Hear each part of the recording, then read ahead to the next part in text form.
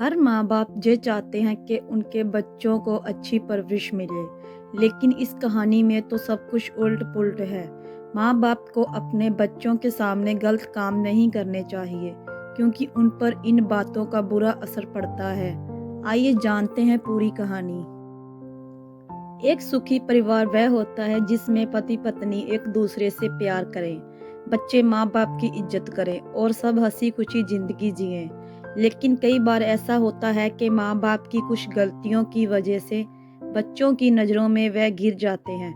कुछ ऐसा ही हुआ इस महिला के साथ, जिसे अपने पति से वह खुशी नहीं मिल रही थी, इसलिए वह खुशी उसने किसी और मर्द में ढूँढ ली। लेकिन उसका काला चिट्ठा उसकी 13 साल की बेटी को पता चल गया।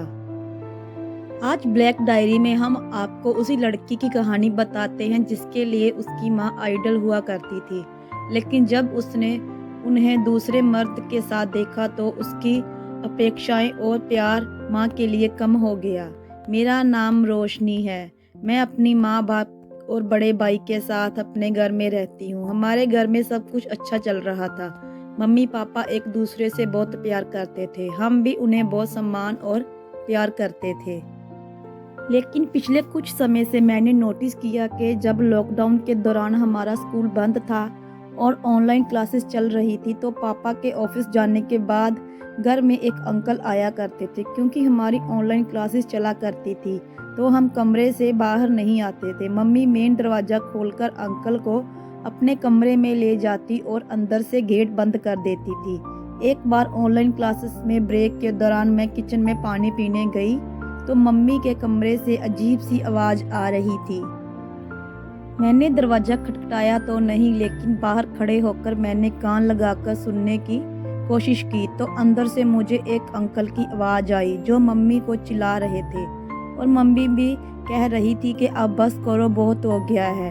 अंदर से मुझे अजीब तरह की आवाज़ें भी सुनाई दे रही थी, लेकिन मैं डरी सहमी वापस अपने कमरे में आ गई और अपनी ऑनलाइन क्लास अटेंड करने लगी। इसके बाद वह अंकल हर दूसरे दिन हमारे घर आते जाते। मैं चुपके से अपने कमरे से देखती, मम्मी उन्हें हाथ पकड़कर अपने कमरे में ले जाती और आधे 1 घंटे तक दोनों साथ में कमरे में रहते।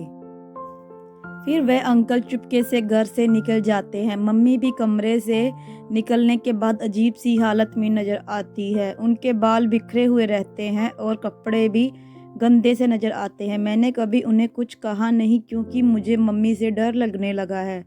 मैं उनकी जितनी इज्जत करती थी, अब वो इज्जत मेरी नज़रों में कम हो रही है। मैं चाहकर भी किसी को ये बात नहीं बता सकती। बच्चों का मन बहुत ही कोमल होता है।